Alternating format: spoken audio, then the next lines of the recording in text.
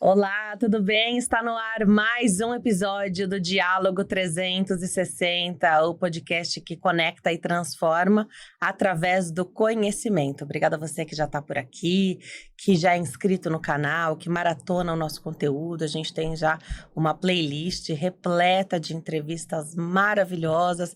Eu falo que eu só entrevisto os melhores e só aqui você encontra as entrevistas com a minha assinatura, que vocês já estão acostumados a mais de uma década, né? Mas que agora a gente está aqui no Diálogo 360, nesse modelo mais intimista para abordar os assuntos que vão fazer a diferença aí na sua vida. Aproveito para agradecer a Farmácia de Manipulação Empório Magistral, que está conosco desde o primeiro episódio. Você encontra a Farmácia de Manipulação, consegue mandar aí o seu orçamento, o pedido médico para o manipulado, através do telefone e o Instagram, mesmo número. 11 50 89 5123. 11 50 89 5123. Também tem o perfil deles lá no Instagram, @Empório Magistral, e o site www.emporiomagistral.com.br. É fundamental ter sempre à mão o contato de uma farmácia de manipulação de referência, de excelência e da sua confiança. E por isso, meu recado sempre aqui, passando esse contato para vocês da Farmácia de Manipulação Empório Magistral. Hoje a gente vai falar de um tema que tem pouco espaço nas mídias em geral, que é a estética íntima masculina. Tenho o prazer de receber o Dr. Danilo Galante. Ele é médico, urologista, renomadíssimo. Ele é o meu urologista. E que bom, eu sempre falo, que bom te encontrar assim, na entrevista, de novo, né? Então, sua segunda vez aqui, doutor, obrigada, viu? No Diálogo 360. Que bom te encontrar num lugar em que a gente tá tranquilo, tá bem, e não no hospital por alguma situação que eu ou minha família temos, né? Obrigada, viu, doutor? Sempre uma alegria te encontrar. Imagina, eu que agradeço. Sempre um prazer, mais um bate-papo de muitos, né? Acho que a gente já teve várias entrevistas. E esse formato aqui do Diálogo 360 é muito legal, que dá mais margem para a gente falar do que a gente quiser, né?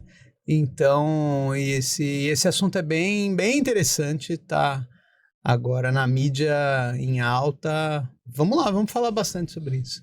Legal. Esse é um dos temas, assim, que a gente vê crescendo bastante. Muitos homens ainda não se sentem confortáveis em falar de estética íntima. Mas talvez seja uma grande oportunidade de, através da estética, através de uma queixa que eles têm, buscar o profissional médico, né? Então, uma vez que você tem um paciente, homem, na sua frente, você não vai deixar escapar a oportunidade de conversar com ele sobre saúde, ainda que a queixa dele seja meramente estética, e a gente vai falar majoritariamente aqui sobre essas queixas mais estéticas. Mas as mulheres passam por isso, né? Então, a gente quer fazer um aumento das mamas. Você vai, antes de poder fazer a cirurgia, você faz uma série de exames. Um belo check-up. Mas tá tudo bem, não tá? Adia um pouquinho, resolve.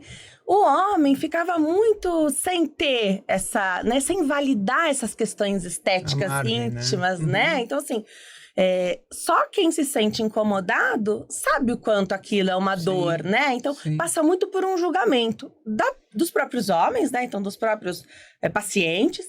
Até de médicos, né, doutor? Isso não é um tema que é amplamente falado, mesmo ainda hoje, né?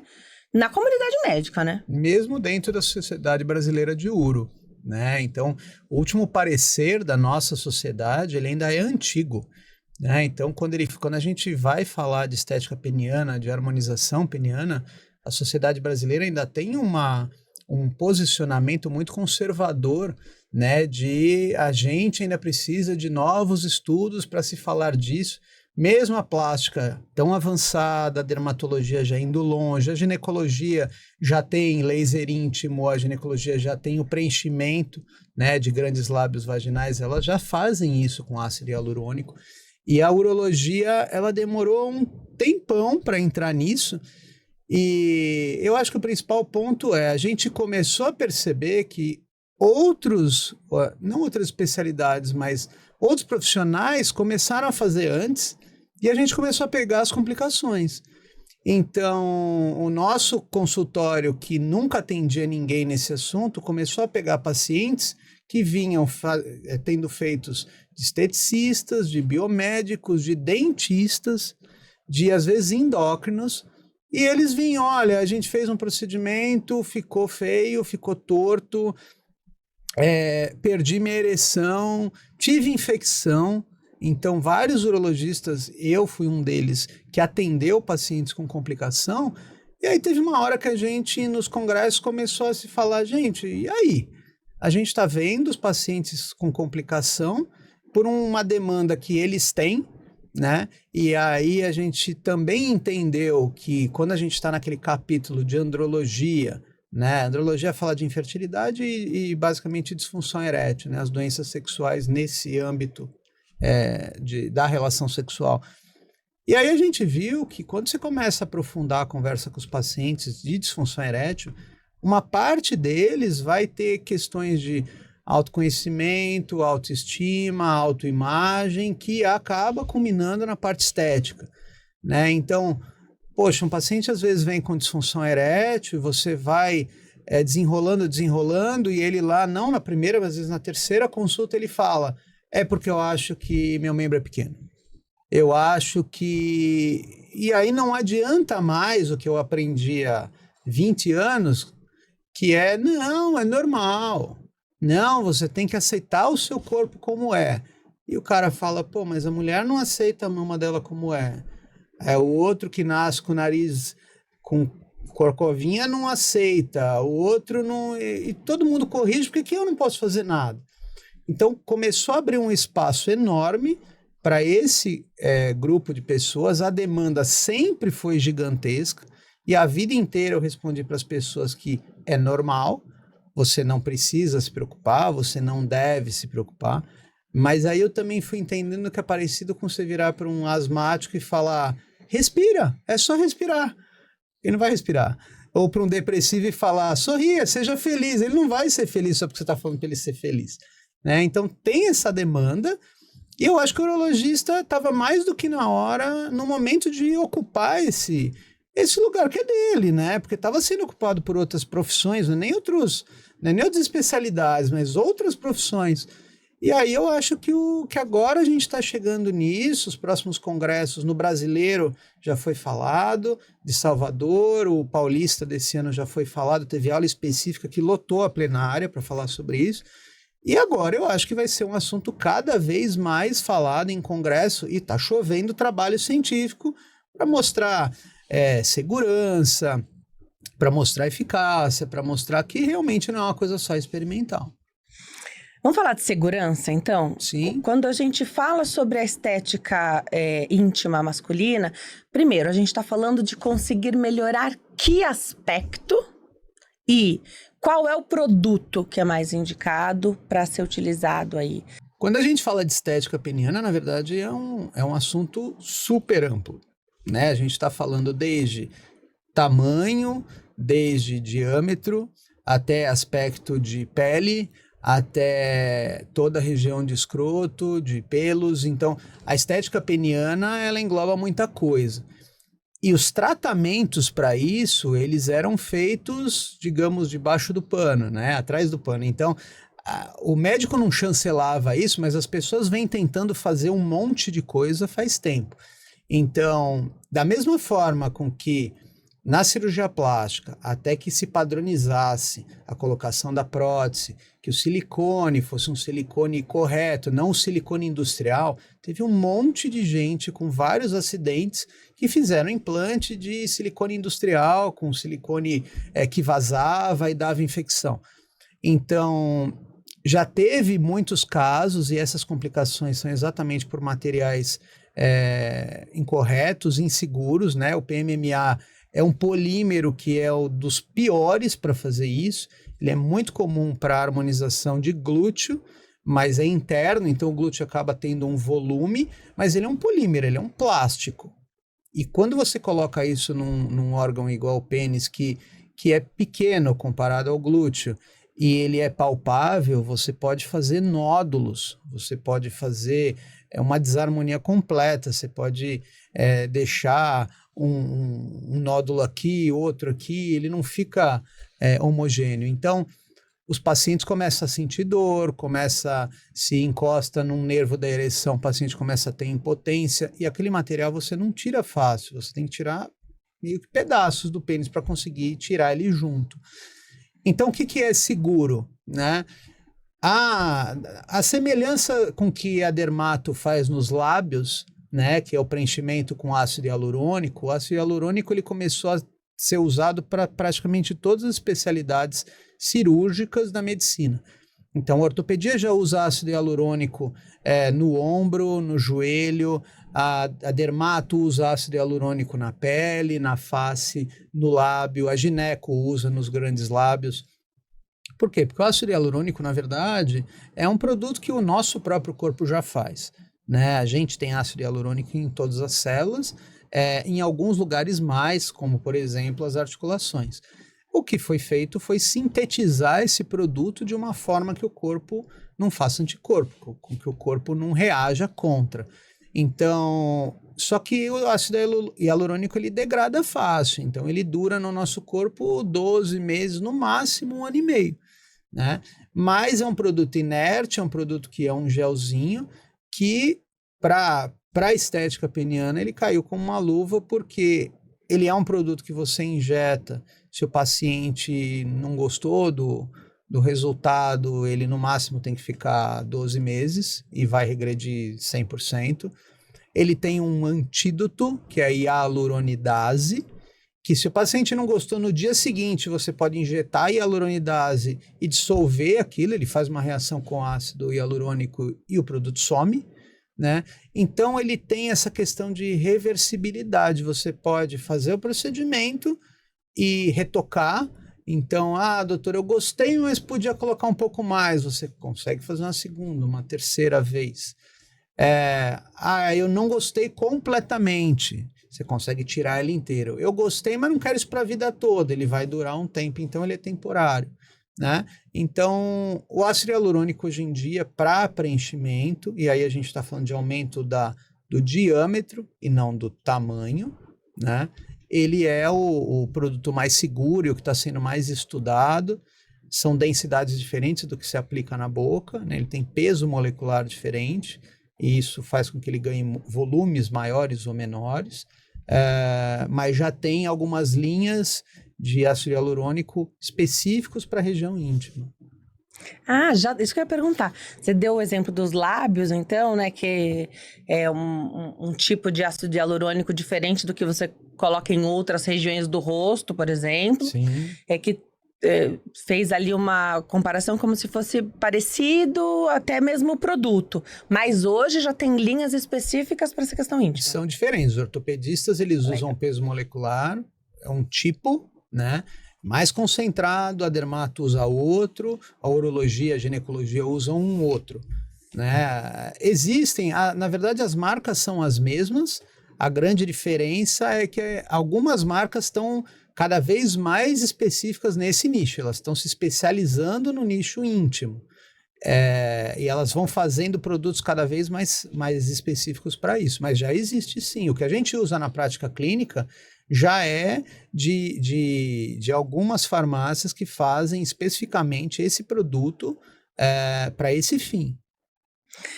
Sobre a segurança, então, você deixou claro que o corpo absorve, né? Vai reabsorvendo ao longo do tempo. Também, se quiser tirar no dia seguinte, existe o antídoto. Claro que não é o que acontece, né? Eu imagino que algumas sessões possam ser necessárias, até porque existe um tempo de acomodação. Se a gente pensar até mesmo em lábio, né? Quando a gente sai do consultório da dermato, tá de um jeito. Passou uma semana, já tá de outro, sim, né? Como que funciona isso na estética íntima masculina, desse tempo e das sessões? Porque para lábio, uma ampola, então 1 ml é suficiente. Sim. E para a parte íntima masculina? O espaço aqui é bem diferente, né? E você tem razão. No lábio, 1 a 2 ml é o suficiente. No pênis, 10 ml. 12 ml às vezes, né? A gente fala em ampola. Cada ampola tem 1 ml, 1 a 1,2 ml. A gente usa entre 6 a 10 na primeira sessão. Isso é em média. Depende muito do tamanho do membro do paciente. O que eu falo para os pacientes é que a maioria dos pacientes vai precisar de algum retoque. E aí eu estou falando de uma primeira sessão e depois de 30 dias uma outra que eu vou usar mais 1 ou 2 ampolas no máximo.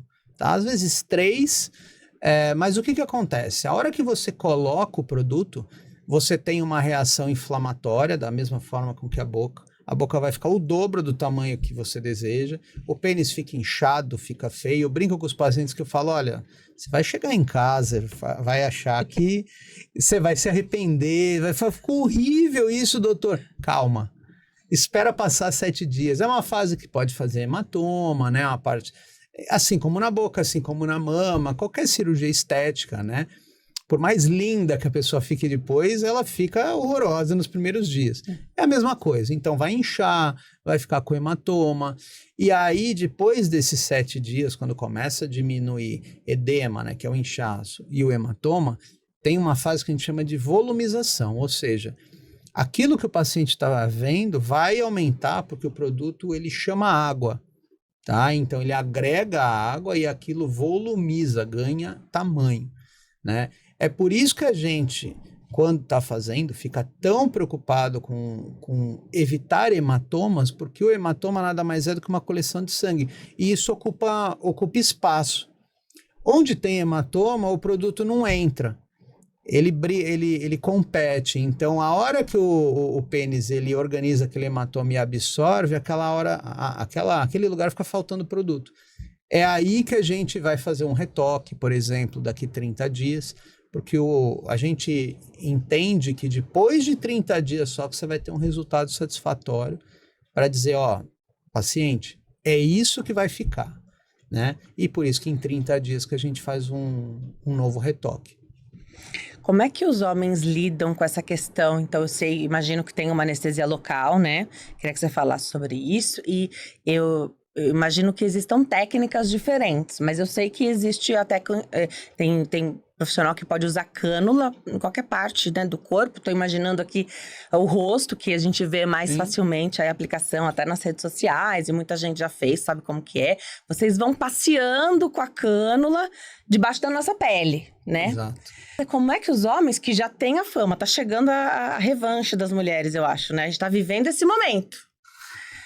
Porque tudo na gente era mais invasivo, né? Sim. Ai, a mulher, olha quanta coisa estética que faz. Agora tá chegando a nossa vez de o homem tá fazendo só tudo... observar, porque o homem tá fazendo também, né? Como que eles lidam com essa questão?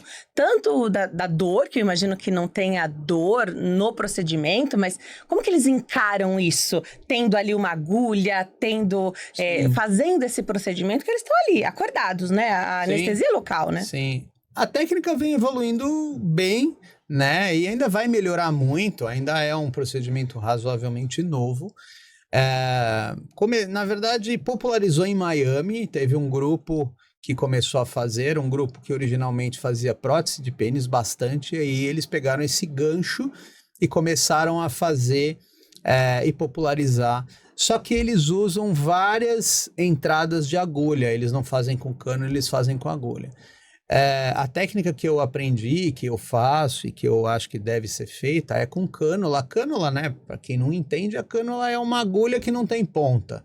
Então você faz uma entradinha na pele, vai com ela e é isso mesmo. Você vai andando onde você quer e você vai preenchendo com o produto onde você quer. Você só tem uma entrada com a cânula e aqui atrás você vai trocando as ampolas, né? Na verdade, eu tenho paciente que eu faço procedimento desde sempre. Então, vasectomia e cauterização de lesões de HPV já são procedimentos que eu faço no consultório com anestesia local. A maioria dos pacientes, eles têm um certo temor, né? Para não dizer pavor de agulha. E eu tento fazer um paralelo com algo que ele conhece. Eu sempre falo, por exemplo, do dentista. Né? Você vai lá no dentista, você ganha uma anestesia local, você sente ele mexendo, mas o que você vai sentir é aquela agulhinha da anestesia. No caso do preenchimento, a gente faz 2 pontos na base do pênis, que é onde correm exatamente os nervos, não da ereção, mas os nervos da sensibilidade da pele. Então, o que a gente acaba anestesiando é a pele do pênis, não o corpo nem a glande, a gente anestesia a pele, que é o que a gente precisa. Tanto é que o paciente acordado, ele facilita o nosso trabalho, porque enquanto você está no plano certo, no lugar certo de colocar o produto, o paciente não sente dor. Se você aprofunda, ele na hora ele te avisa. Então isso diminui drasticamente a nossa chance de injetar no lugar errado. Né?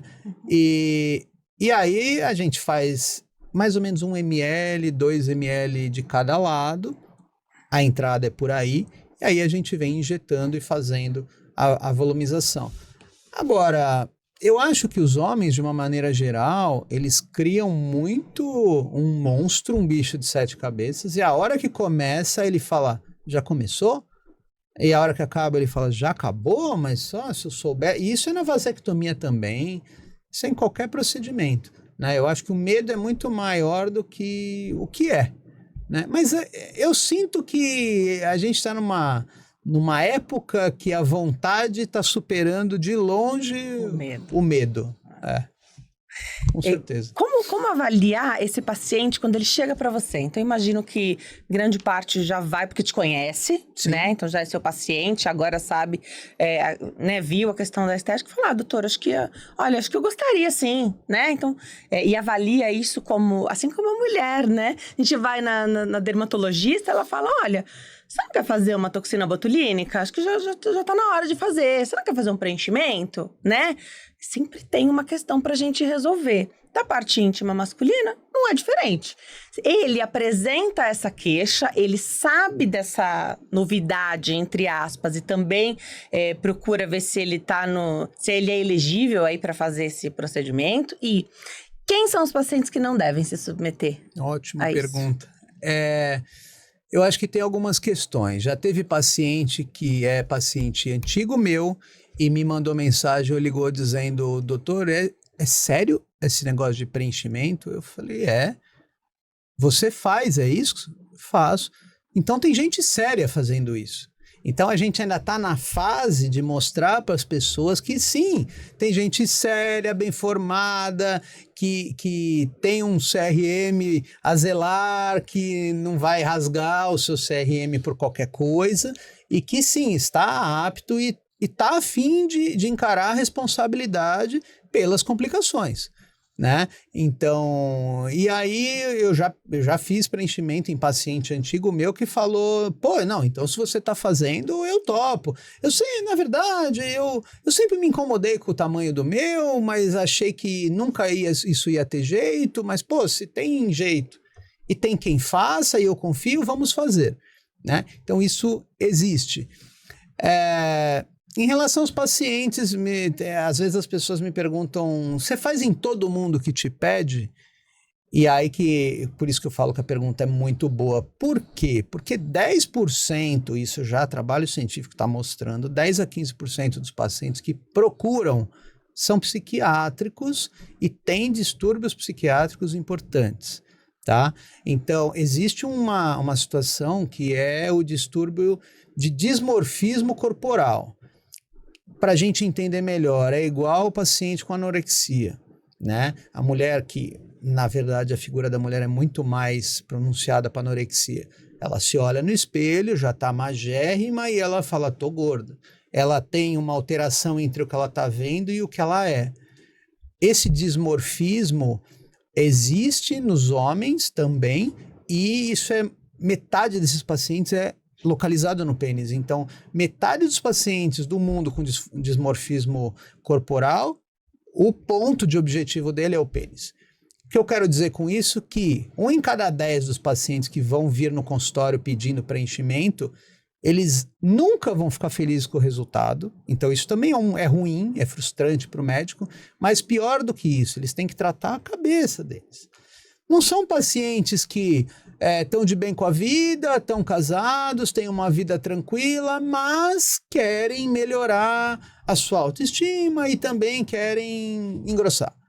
Não, eu já não estou falando desse cara, eu estou falando daquele cara que já chega dizendo, doutor, eu nunca consegui transar na minha vida. Por quê? Porque eu acho que o meu pinto é pequeno.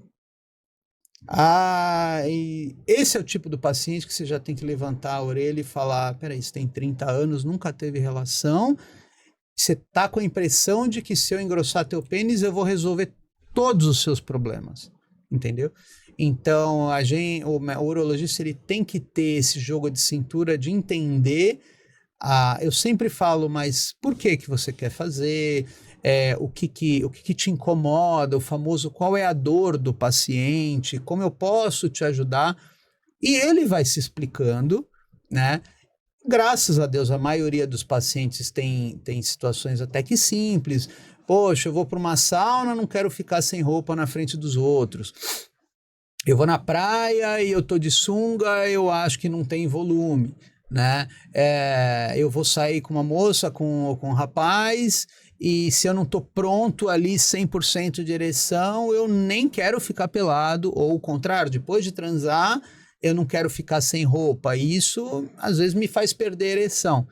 São situações ok, né? Mas tem paciente que ele foca tudo lá.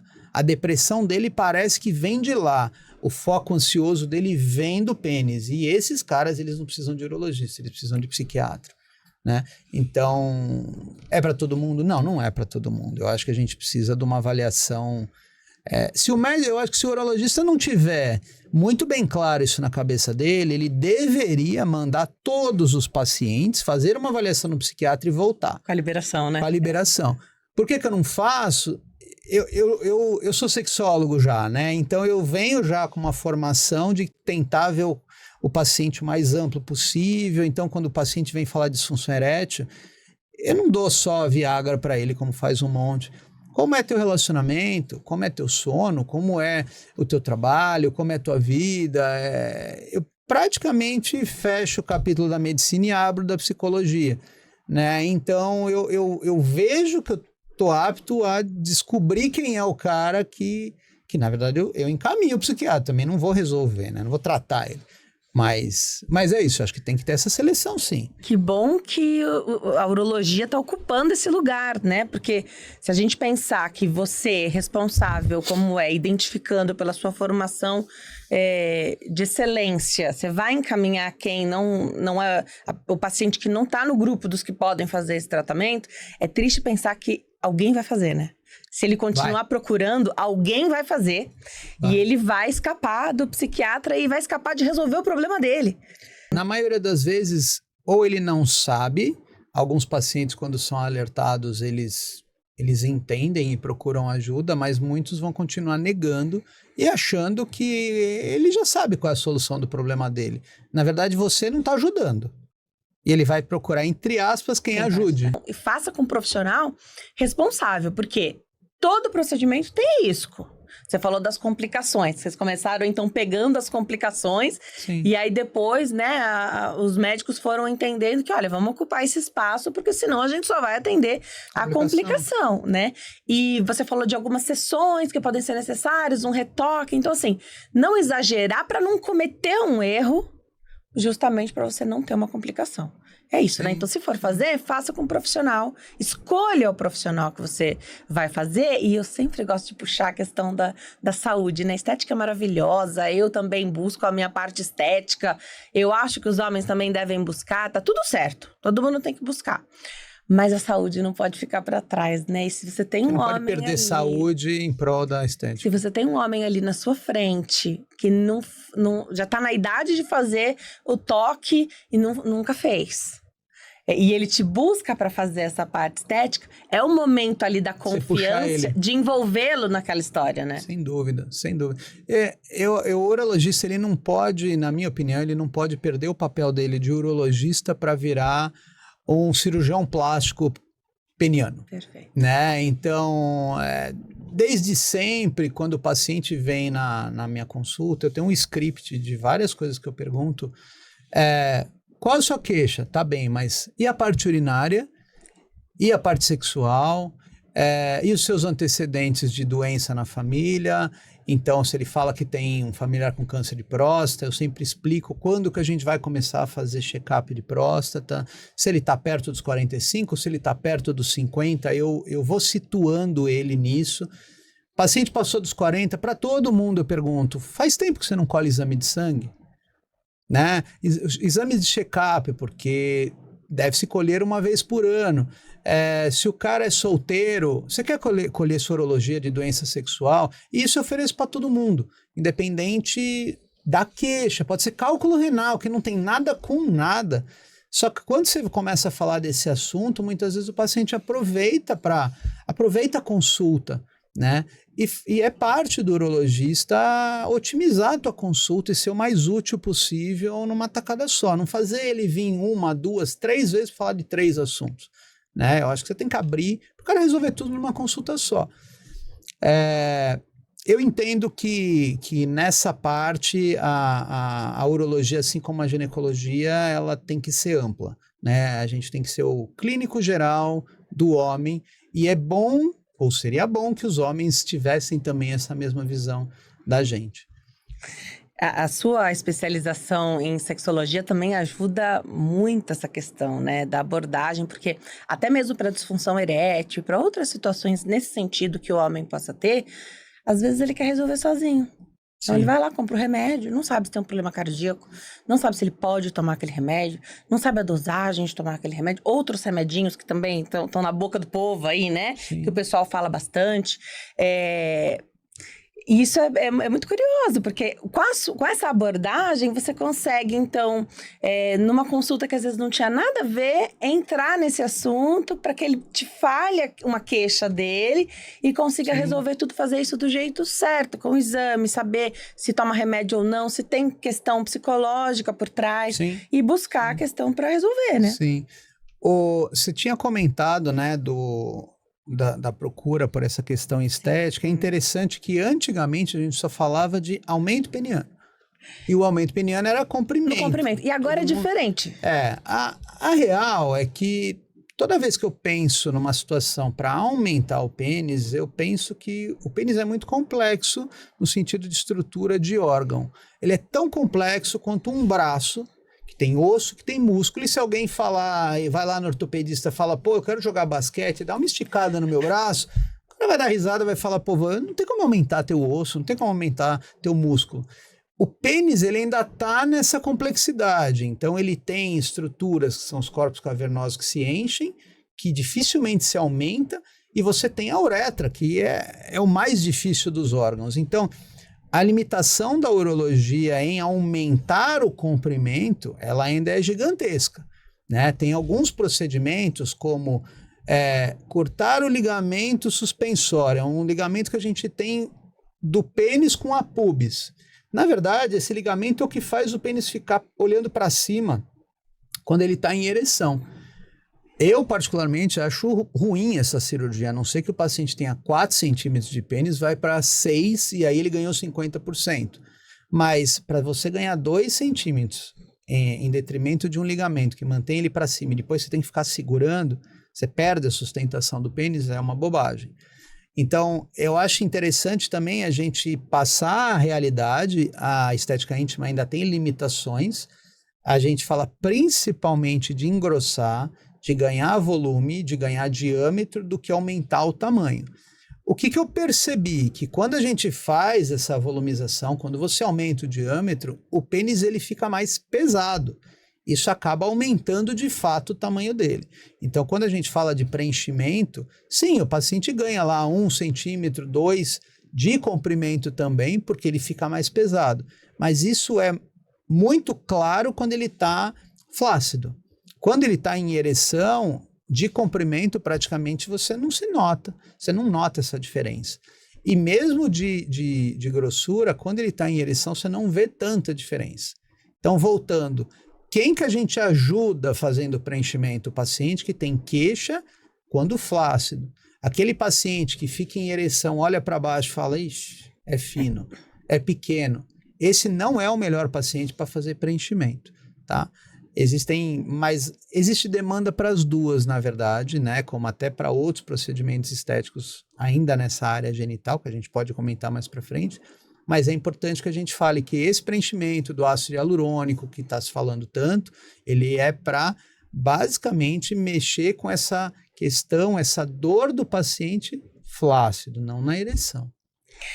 Na verdade, o pênis, ele a partir de uma certa idade, 50 anos, 60 anos, a pele vai ficando mais flácida. Normalmente não é a queixa do paciente. Quando você faz o preenchimento, de fato, a pele fica mais esticada, a pele do pênis. O que a gente vê é o paciente reclamando de flacidez da pele do escroto, né? Porque tem outras estruturas ali, então você vai corrigir uma... E aí, tem que mexer nas outras? Dá para mexer, porque o que acontece? O paciente, quando ele está focado nessa região, você engrossa o pênis, você aumenta o volume, olha, vou te falar que pelo menos 95% dos pacientes, quando você acaba o procedimento, ele olha e fala, gostei. Ele já sai empolgado, isso porque não ficou nem perto do resultado final. E daí ele começa a olhar para o escroto, porque daí ele começa a achar que está pequeno, né? E aí o que acontece? Tem procedimentos também, o principal deles é o Botox, que você aplica em alguns pontos que relaxam a musculatura, então o escroto ele abaixa, e mesmo na pele, aquelas dobrinhas do escroto, não é que o paciente fala, eu queria meu escroto liso, mas quando ele pede um escroto maior, essas aplicações de Botox diminuem as contrações, na verdade, e isso estica a pele, e ele acaba descendo. Então, no fundo, dá para aumentar o órgão como um todo, tá? Não é tão específico pacientes que vão lá só por isso, mas é engraçado como tem vários pacientes que você faz a volumização do pênis e ele volta falando, pô, pensei no Botox, você também faz? E aí você faz e ele volta. Legal, né? legal. Você programa um retorno aí? Porque tem, né, existe ali a acomodação, e aí você falou que pode precisar fazer um retoque, Sim. Você já programa isso. Sim, a sequência, na verdade, quando você faz o preenchimento, então fazendo o preenchimento hoje, nos 3 primeiros dias o ácido hialurônico ele pode se mexer. Então ele pode acumular num lugar, ele pode vir para a base e a gente precisa orientar muito bem esse paciente que ele precisa modelar. Ou seja, toda vez que ele for no banheiro fazer seu xixi, toda vez que ele for tomar banho, ele precisa puxar a pele, né? Se é que ele tem essa pele, se não passou por uma cirurgia de fimose, e ele tem que ir apertando e modelando, porque é muito parecido com uma massinha de modelar. Passou esses 3 dias, ele não precisa mais, porque o material ele fixa, igual o cimento, que por um tempo, se você pisar, você faz marca, se você riscar, e depois de um tempo, tá fixo. O ácido hialurônico, depois de 3 a 5 dias, mas principalmente nos 3 primeiros dias, passou isso, ele fixa. Por isso que se o paciente tiver um inchaço que é líquido, tiver um hematoma, que é sangue, esse sangue, esse líquido, ele ocupa o espaço do ácido hialurônico. Passou aqueles 3 dias, o ácido hialurônico não ocupou aquele espaço, a hora que sumiu o hematoma vai ficar uma falha lá, né? Então esses 3 dias são muito importantes. Antigamente eu falava para os pacientes, não, vem aqui amanhã, eu vou modelar, vem aqui depois de amanhã, eu vou modelar. Mas eu percebi que é algo que os pacientes têm capacidade de fazer, eles conseguem eles mesmos ir modelando. Então eu peço para ver os pacientes 7 dias depois e 30 dias depois para ver o resultado, digamos, final, né?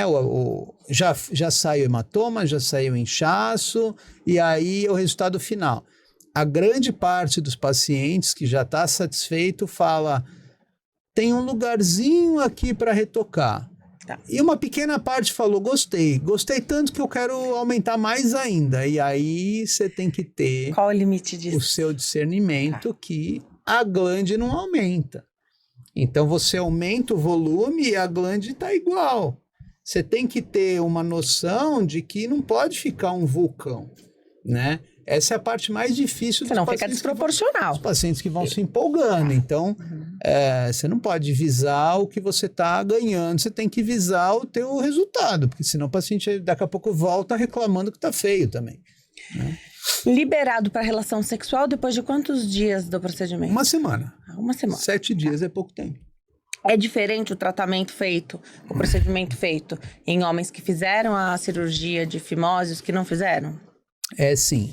Paciente que ele tem a popular cirurgia da fimose ou tirar o prepúcio ou parte do prepúcio, né, que é essa pele que engloba o pênis, só de você tirar a pele, você já dá um aspecto para o pênis de maior tamanho. Então, a cirurgia da fimose, né? A fimose, na verdade, é o anel que estreita a cabeça do pênis, a glande, e impede que o paciente exteriorize a glande. Isso é a fimose. Então, a cirurgia da fimose, basicamente, é você tirar esse anel. Só que é uma cirurgia que você usa não só para fimose, mas você usa quando o paciente tem muita pele, você usa quando o paciente tem dificuldade para limpar, ou ele tem inflamações do pênis de repetição, e basicamente o que você faz é diminuir esse excesso de pele. Isso já dá aspecto de maior, né? Então não deixa de ser uma cirurgia da estética íntima se o paciente tiver esse propósito, chegar no consultório e falar, doutor, eu queria aumentar em tamanho, pelo menos visualmente, e eu não faço ideia por onde começar. Você fala, se você fizer a cirurgia, entre aspas, de fimose, você já vai ganhar uns 2 centímetros aí, né?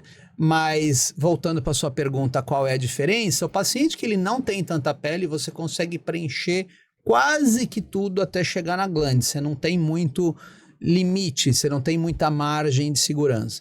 O paciente que tem o excesso de pele, você vai até um ponto, porque se você passa disso, o paciente pode ter um quadro de parafimose no pós-procedimento. A parafimose é quando ele puxa a pele, faz um edema e ele não consegue botar a glande para dentro.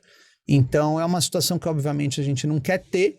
Então, você não consegue ir até o final do pênis, mas quando ele está flácido, os resultados são semelhantes. O que muda é quando você puxa a pele ou na ereção. Tem um jeito de fazer o procedimento durar mais tempo? Tem algo que a gente possa fazer, o que nesse caso os meninos possam fazer, os homens possam fazer para que o procedimento dure mais? E eu perguntei isso porque você falou que o ácido hialurônico, ele vai absorver a água, né? Ele é compatível com absorver a água do corpo. Perfeito. Se a gente estiver mais hidratado, e aqui também as mulheres querem fazer durar mais os procedimentos com ácido hialurônico que a gente faz, né? Se a gente estiver mais hidratado, faz durar mais ou...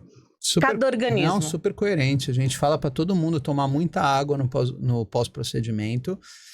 Quanto mais hidratado o paciente tiver, mais tempo ele mantém e ganha mais volume de fato. E as situações tidas como inflamatórias, tá? Então, cigarro é inflamatório, drogas é inflamatório, bebida é inflamatório, a própria obesidade é inflamatória. Então, o que a gente pede é que quanto menos situações ele fizer o paciente sofrer dos tais radicais livres, ou seja, da inflamação geral, ele vai ter uma melhor qualidade desse procedimento, tá? Então, se o paciente... É que é muito difícil o cara parar de fumar, mas enfim, se ele conseguisse... Seria bom, né? Tudo que você diminui a inflamação, você melhora o resultado e você ainda vai prolongar esse resultado. Isso é fato. Alguma outra contraindicação? Trata-se de um homem que é um casal que está fazendo uma reprodução assistida, ou eles estão tentando engravidar, e aí nesse processo ele quer fazer essa mudança estética. Tem algo, assim, pegando as suas outras... as áreas em que você também atua, tem algo? Um casal que é infértil, está tentando... que você fala, não faz agora? Não, na verdade tem o paciente que está em programação de fazer cirurgia de fimose, faz primeira cirurgia de fimose, espera de 1 a 2 meses para fazer o preenchimento. Se você fizer o preenchimento antes e levar ele para a cirurgia de fimose, ele vai perder todo o material, porque a hora que você abre a pele, o material sai. Pacientes que são alérgicos a ácido hialurônico também, obviamente, não devem usar. Pacientes que têm infecção de pele, então, por exemplo, uma herpes que está próxima do local onde você vai puncionar com a cânula ou vai fazer anestesia, ou pacientes com uma infecção fúngica, uma infecção qualquer, bacteriana que está lá, também não tem nenhum sentido. Você trata primeiro, mas na verdade você só está postergando 1 a 2 semanas, né? Tirando isso, não tem outras situações que impeçam o paciente de fazer. Acho que vale a pena a gente comentar complicações, né? Qualquer cirurgia tem uma taxa de complicação, qualquer procedimento tem uma taxa de complicação. As complicações desse procedimento, elas basicamente são as complicações locais. Então, hematoma, o ácido hialurônico migrar para um lugar que ele não quer, mas isso a gente consegue, com as mobilizações, com as massagens, resolver. edema, o principal deles é não ficar do jeito que o paciente almeja, então essa conversa de expectativa versus realidade tem que ter, você tem que explicar para o paciente, a gente não comentou quanto que aumenta, né? Aumenta mais ou menos de 1,5 cm a 2 na circunferência.